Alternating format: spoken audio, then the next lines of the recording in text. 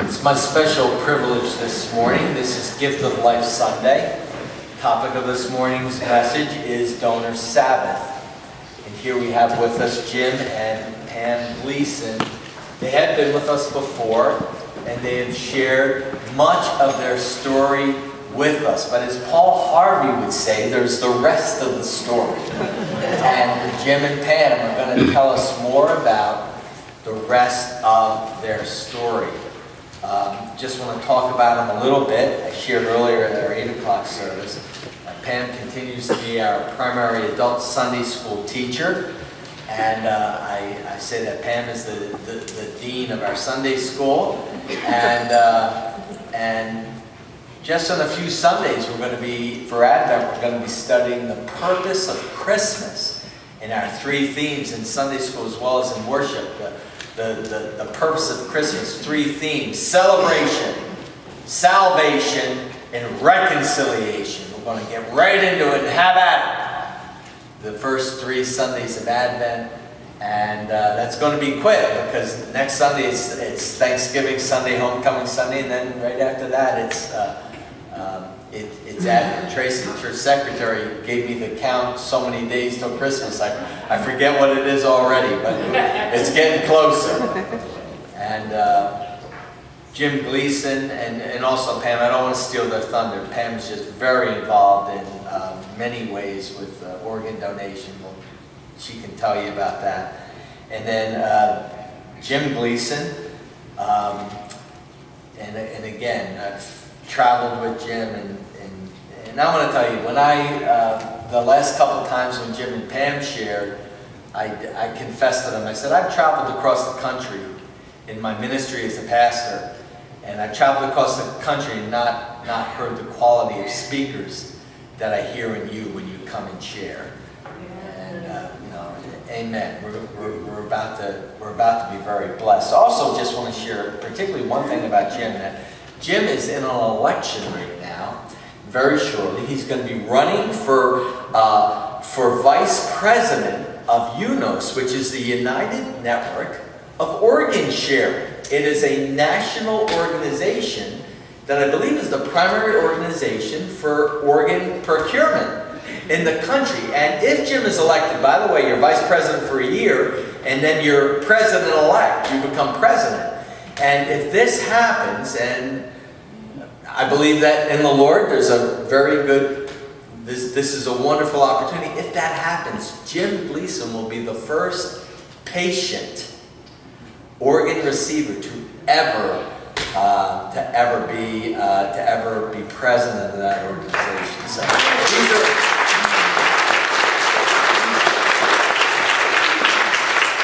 these are exciting times. Amen. And I'd like to invite Jim and Pam Gleason at this time to come forward and to share with us this morning. Amen.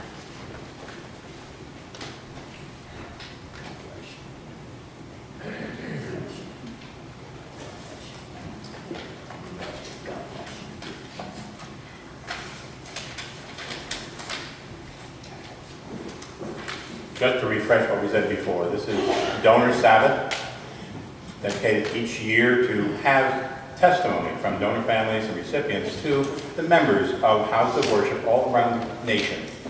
To give testimony to the success of transplant and to the whole process that blesses a family who, after death of their loved one, doesn't just bury those organs in the ground, but rather passes them on so that somebody else may live a full life. And so that's what we're here to do today. Many of you have heard the full story. We're going to try and brief it and move, as John said, to where has that taken us? Good morning.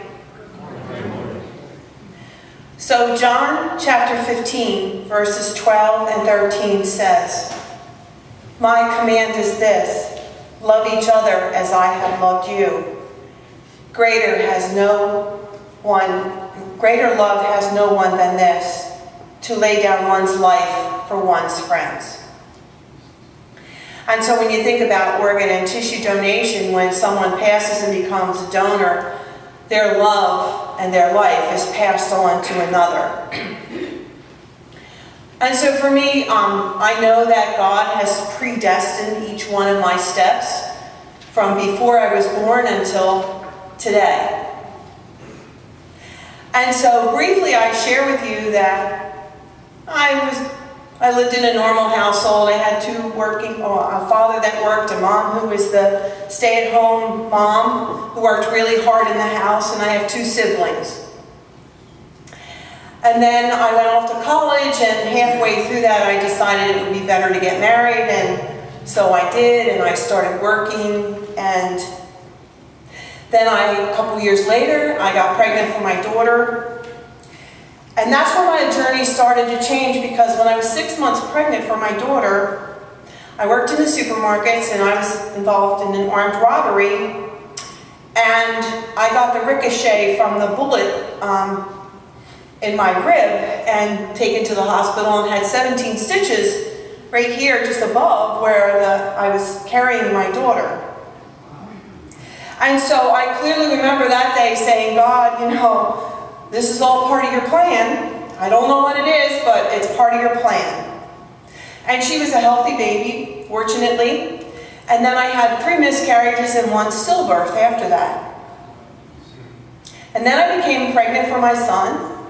And they wanted me to abort the pregnancy because I had so many complications along the way, and I chose not to do that. I would have to go through 9 months of whatever was going on. And they guessed at when he would be born. And 2 weeks after their guess date, I delivered an 8-pound, 3-ounce, 22.5-inch, bouncing, blonde hair, blue-eyed baby boy who was very precious to me. When he was 2 and Kate was 8, I divorced from my husband. And so I had another new journey of becoming a single parent and trying to figure out how to make that life work. When Christopher was just short of his 9th birthday, he became an insulin-dependent diabetic. So now we had all of those challenges going on with that, beside the fact that he already had asthma since he was 4 months old and taking bronchodilators, inhalers and nebulizers, and you name it, we dealt with it. But then the most challenging moment in my life came. Christopher was 13 years old. He was riding his bicycle, and while he was crossing the intersection, the speeding motorist, using their cell phone, struck him. He was airlifted to Cooper Trauma in Camden, New Jersey, and his dad and I were told that there wasn't a very good prognosis. There was much brain swelling and less than a 2% chance of survival. They did some brain death tests, and they said, it's really not good. And so with that, I got on my knees and I prayed. God, this is all in your hands. Please do what is best for Christopher. I don't know what that prayer meant at that moment, but whatever was best for him. And then they do another set of brain death tests 12 hours later. And like some other parents in this congregation, and the percentage in this congregation is higher than average, of parents who've been told, your child has died. So my beautiful 13-and-a-half-year-old, 6'1", 174-pound, size 13 shoe child was gone. The first time they shared with us about the brain death diagnosis, I am certain God sent me this message. Can he be an organ donor? Because that wasn't on my heart or on my mind, but God was speaking. And yes, Christopher was an avid recycler. He didn't throw away the cereal box and he didn't take out the liner to save the box. And back then, sodas came with the rings on the 6 packs of cans, and we had to save them and cut them up so they wouldn't hurt the fish, and you name it, we did it. And so after they declared him brain dead, at 10:37 a.m. on May 22nd, 1997, we made the the decision that he would be an organ donor. Only solid organs. His dad said no to tissue and bone, and his sister said no to his eyes. She didn't ever want to see his bright, sparkly blue eyes again.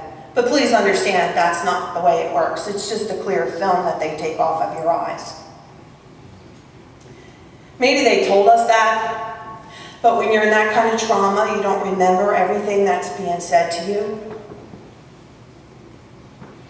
And so, in Hebrews 11:1 it says, "Now faith is confidence in what we hope for, and assurance about what we do not see." Well, I can't think of a greater way of having faith and confidence in God's plan than when you have to make the decision when your loved one has died to donate their organs and tissue. Just a couple of Saturdays ago, the men gathered for a men's Bible study about Paul and his conversion. And in that discussion, amazingly enough, we talked about what milestones in people's lives have they been to the edge, like Paul was in his situation. Every man there had a story where he faced death in all different circumstances. It was amazing sharing. And so one of my 3 encounters with death was back in 1992 when, waking up in the middle of the night, anxious, went to the doctor to see what was keeping me up. He had me check out the heart because I had had a cold or a virus shortly before that, and sure enough, when they did the testing, it was only 37% of the heart function working because a virus, a simple virus, attacks muscle. The heart's a muscle. In fact, it attacked the heart. And so they said, "Mr. Gleason, we've got 3 options for you. We're going to put you on pills. Heart may recover. If it doesn't, you do well on pills. We'll keep you on that. If not, we have to consider a heart transplant." A heart transplant? This is 1992. I mean, I looked at the wall behind me. Who are they talking to? And you know me. I said, "Give me option A. I'm taking the pill and getting better. I'm out of here. Thank you very much." And so for the next 2 years, I found I was getting very, very old at the age of 50. And dragging, no energy, going to work every day, but putting the bag down, catching a breath. And finally one day, it got to the point where I couldn't pay attention to what I was doing. I finally thought about it, and it was like when you are swimming, or you get a mouthful of water. You know how you choke on that? And when you choke, there's that little bit left. You know what I'm talking about? That's exactly what it felt like. So I called my cardiologist and I said, "Describe those symptoms." She said, "Can you come here right now?" When your cardiologist says, "Can you come right now?" the only answer is, "I'm on my way." Okay? And so they did some more tests, and now the heart was down to only 17% of its function. She has time, and needs to cease employment and go down and see the experts. And so I found myself down at the hospital, University of Pennsylvania, to find out that a heart transplant was very successful. 89% of people receiving a heart transplant are still alive after the first year, and 79% are still alive 3 years later. And so I made a decision. I said, yes, we're going to wait and undergo this process. As the social worker said, "Mr. Gleason, it's not a black and white decision. We don't know what your quality of life is going to be post-transplant. It's black and white. I'll live or die. I want to live. I'll deal with that later." And so I found myself at the hospital waiting. And as I often ask everybody, what was I waiting for? Waiting for death. Either my own or somebody else who would die in just the right way. Less than 1% die in a way you can even be an organ donor. And to that person who have said yes to organ donation, half of those. And for me to be in this database, which when a gift is offered, generates a list based on allocation rules, and that I would be at the top of that list. 5 weeks into it, this heart wasn't going to make it. And so my prayers every night, and even the night when I thought there was no more, were the same prayer that Bill just prayed with you, the Our Father. And that phrase in there becomes even more impactful. "Thy will be done." I'd done everything I could do. It's up to him now. And so I went to sleep. The next day, early on, you know how they do that in the hospital, they get you up much too early, don't they? And we have a phone call for you at the nurse's station. It was Heather, my lovely red-headed transplant coordinator nurse. "Mr. Gleason, I think we have a heart for you."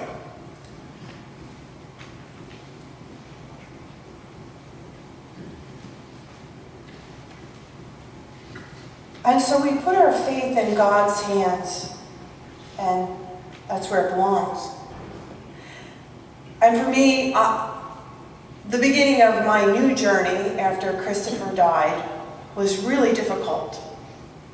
I lived in an apartment alone, came home from work every day. I felt fortunate to get up in the morning, take a shower, get dressed, and go to my job, and then come home and I would cry myself to sleep. And I did that for months. And then this one day I got a letter in the mail inviting me to attend a donor recognition ceremony that's hosted by the Organ Procurement Organization. And I decided to go. And I sat there by myself, which was gut-wrenching. It's a service of remembrance for all those who have passed in the last year and given the gift of life. And afterward, they have some recipients there who come to meet the donor families. And there was a young man there. He was in his middle 30s. His name is Anthony Paola. And he was a heart transplant recipient. And he was there with his lovely wife, and they had 2 very small children. And I got to see how healthy a recipient could be. Because many of us have this image of when someone gets an organ transplant, they sit in a chair and wait to die. They don't do anything but sit in a chair and wait to die once they get a transplant. That's the image that many people have. But I got to see that's not the case. Because now they get to do more than they've been able to do for a long time, because they were sick for a long time. Now they have this wonderful, amazing, healthy life, and they're so full of life because they want to live every moment they have to the fullest. And so Anthony said to me, there's a volunteer group at the Gift of Life Donor Program. You should come to a meeting. So I lived in New Jersey. That was the first time I drove by myself over the bridge into Philadelphia at night. And that was really, I have to tell you, that was scary for me. And I had to find a parking garage and find how I got to where I needed to be. And I walked in, and the woman that I had met, that was the volunteer coordinator, I had met her at the donor recognition ceremony. So she introduced me to Mr. Happy Camper, the president of the volunteer organization. And his name is Jim Gleason. And, I still remember him leaning over the counter and saying, "So, how are you doing? How's it going? How's everything for you? Maybe you could get involved with this and this and this." So, a couple months into it, he said, we really need something for donor families here. Now, we need to think this through, because an organ procurement organization deals with donor families at the time of the worst moment of their life, to encourage them to donate their loved ones' organs. And then they have a support service that makes a phone call to you at 3 months, at 6 months, and a year. How you doing? But the rest of what they did was to have recipients out there as their cheerleaders. So Mr. Gleason said to me, "How would you like to do something for those donor families?" So with that I said, "Okay, what do we do?" So there was another young gentleman, he had lost his mom, who had been a donor. And so the 2 of us worked together to create Hearts of Gold at Gift of Life Donor Program, which is now a vital, active organization for donor families, where they have peer counseling, they have support meetings, they have volunteer meetings, they have teams that participate in the annual walk, they have teams that are groups of people that go to the transplant games, and the quilt project started. And donor families get to make a patch for this quilt that's a representation. Now, how do you put your loved one on a 12 by 12 panel? That's a challenge, but then you get to do that. And then you get to pin it on this sheet of cloth that will then be sewn. Well, I can sew, but I sewed the first one, but I didn't know how to quilt. But we couldn't find anybody to quilt it. So I learned how to quilt, so I could quilt this first quilt. It took 2 years to make that first quilt happen. There are now 47 of them. And it's an awesome experience for donor families. And then I was part of the National Kidney Foundation National Donor Family Council Executive Committee, and I'm one of 6 people who meet regularly, teleconference and across the country at conferences to figure out what the best care processes are for donor families, because we've walked the walk. So we want to help other donor families that are in that immediate situation. So I feel really honored that my son's life that he gave to 3 people with his liver and both of his kidneys being transplanted, that I can continue his story. But the most recent story that happened from his amazing gift was at the organ procurement organizations, the new model is to build operating suites at the OPO. So when Gift of Life built their new building that they dedicated 8 years ago, they have 2 operating suites there, and they have serology labs and everything that goes along with that. And the purpose of that is because, like in Christopher's case, he died at 10:30 in the morning, but they didn't take him to the OR till 11 o'clock at night because it took that long for all the coordination, and then he got bumped out of the OR twice because living people needed those operating rooms. So it's a really long journey for the families that they choose to wait with their loved one. So now they can transport that person, still on the vent support and everything else, to these OR suites, and they can recover there. And the donor family can stay there if they'd like until that process is completed. And it certainly expedites that process. And so they were going to build one in Pittsburgh. And a news reporter got a hold of that story and said, we don't want that here. There's no advantage to that. It's like they're just ambulance chasers. They're trying to chase people down to take their organs. And so they called Jim, because he's the president of Transplant Recipients International Organization, to get feedback from that organization. And he said, you know, I have a donor family that you might want to talk to. So they called back when it was convenient for me. And I am honored to say that because of the story that I shared and how those OR suites would have changed the process to make it a much more positive experience in Christopher's situation, that his story completely turned around. And it was an amazing, positive media blast to have this OR suite in Pittsburgh. And so we never know where God is going to put us at any particular time. And so when we have those opportunities, I have been blessed. Would I rather have my son here? You bet, in a minute. But I have been blessed to take his journey and turn it into my journey that can help other people. Because you see, it wasn't just 3 lives that he saved. Because I share with many audiences, especially when we do the nurses and second-year medical students at the universities in the area in their bioethics classes, he didn't save 3 lives. Because every person sitting in a pew here today, if you were to die, you would impact the lives of everyone in this congregation, everyone you work with, every relative that you have, every friend that you have. So those 3 lives that were saved also saved the lives of their family, their loved ones, the people they worship with, because they're still here. And you have an opportunity to pass that on. And there's a song that says, pass it on. And when I hear the words to that song, I think that my son passed it on to so many. And I am just so blessed to have been his mom.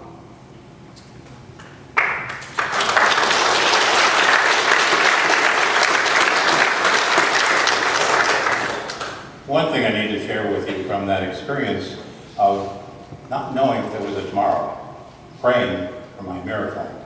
You know, as Christians, we are so blessed with grace because We have no reason to fear death. We know we're temporary, and we know we have a home beyond. And so it was that faith that made even that evening when there didn't seem to be any hope, one that I could go to sleep with a prayer.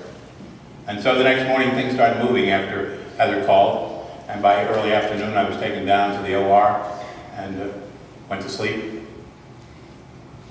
Next thing I know, I'm in a room with no windows. I'm looking at the clock at 6 o'clock. I don't feel any pain. There's a nurse doing something. And so I knew this was a false start. Sometimes when they go to recover the organ, there's something wrong with it. John, one of the three of us, 3 heartbeats, bodies equally, waiting transplant surgery, waited together. And John had gone up, Ron had got up on Wednesday, finally, after 2 other false starts. And so I wrote on a pad, false start, huh? And the nurse looked at me, she said, Mr. Gleason, didn't they tell you? You have a new heart. Oh, I breathed in so deep. Something you don't get to do when you have a failing heart. And then things started moving.